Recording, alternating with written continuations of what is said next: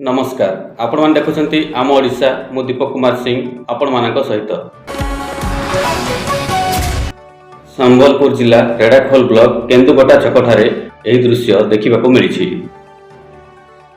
हाँ दर्शक बंधु, रेढ़ाखोल बहुत जाऊा रास्ता NH 153 भी केन्दुपटा छकठारे NH रो रास्ता रे बड़ गात थिला।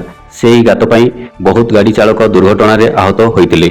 आज स्थानीय केन्दुपटा केलागटा ग्रामर युवक और पिला माने काहारी पाखरु किछि साहाय्य न आनी निजर खर्चरु बाली गेटी सीमेंट आनी रास्ता को कंक्रीट करी मरामती करिसंती।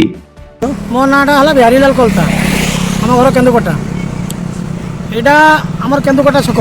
हमर मुख्य जिनस होला कि हमर जरूरी कालन गोटे हम्स गुटे दरकार। आउ तार आगे गोटे से बरगछ पाखे देखुन से गोटे खाल होइजे से बहुत बाइक वाला पड़िकी माने बहुत क्षयक्षति होगी मेडिकल फेडिकल जाकि बहुत जिनस लोक बहुत असुविधा सम्मुखीन कर माने आम आगु भी दाबी करूँ सब कंट्रोल में आम गोटे होमस्टे दौंदा आज्ञा आउ छुआ मैंने सुरक्षित पाठ पढ़ीजे आ गाड़ी मोटर सब बड़े जावा होगी से आम आपत्ति अभियोग कर जेनटा कि यही नहीं पारी।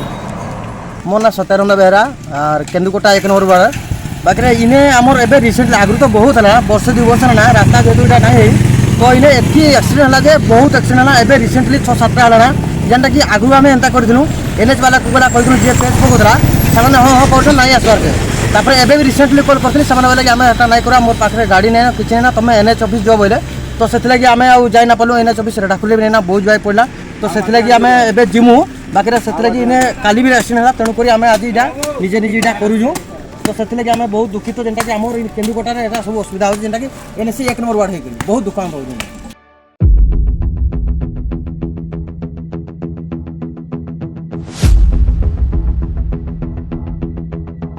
पाख अंचलवासी यही भल कम को देखी केलागटा केन्दुपटार युवक और पिला माननकु प्रशंसा करिसंती।